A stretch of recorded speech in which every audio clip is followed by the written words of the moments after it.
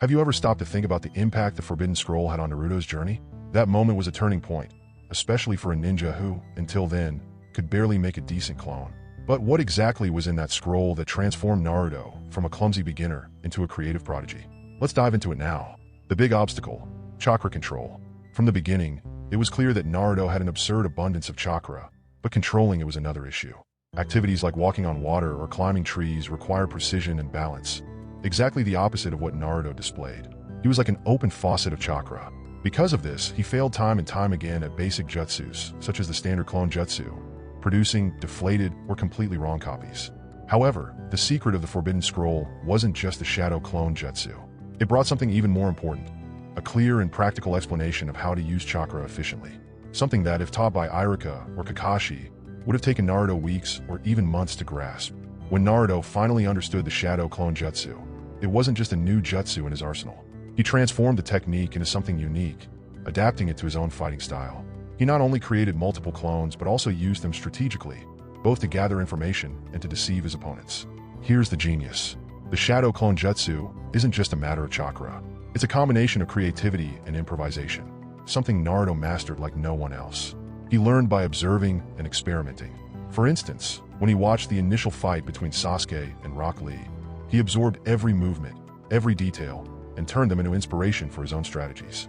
He was like a student trying to grab every possible point on a test. Why was the scroll forbidden?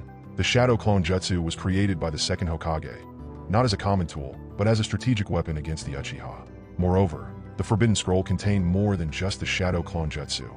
It was a compilation of jutsus created by the Second Hokage, many designed to counter specific abilities of powerful clans. For this reason, the scroll was considered dangerous and restricted. But why was Naruto able to use the Shadow Clone Jutsu so efficiently, while other ninjas, like Kakashi or Sasuke, didn't prioritize it? Simple. For those ninjas, the chakra cost and lack of strategic necessity made the jutsu impractical. For Naruto, however, the Shadow Clone Jutsu was a perfect extension of his creativity and his relentless desire to prove his worth. Additionally, thanks to the Nine Tails, Naruto had an almost infinite chakra reserve. Meanwhile, other ninjas, lacking a Jinchuriki sealed within them, had a limited amount of chakra, preventing them from using the Shadow Clone Jutsu as efficiently as Naruto. Naruto's genius. Naruto observes, analyzes, and adapts his strategies with a creativity that few possess. The Shadow Clone Jutsu became an essential tool not just because he could create hundreds of clones, but because he knew what to do with them. In battles like those against Gaara or Pain, he used clones to execute unpredictable attacks, gather information, and even overcome physical limitations. Another fascinating detail is how Naruto turned the jutsu into something personal. Remember when Sasuke said that the Shadow Clone Jutsu reflected Naruto's loneliness? That only motivated the protagonist to use the jutsu as a way to no longer feel so alone. He took something seen as a weakness and transformed it into his greatest strength. What did Naruto read in the scroll?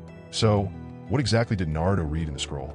It wasn't a set of magical words, but rather the comma missing from his learning process. The Forbidden Scroll explained something he had never fully understood: balance.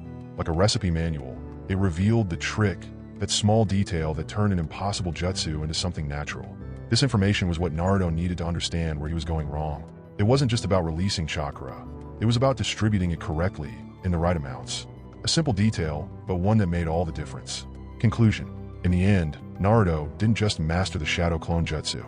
He reinvented the technique, proving that with determination and creativity, even a simple jutsu can become extremely useful and powerful.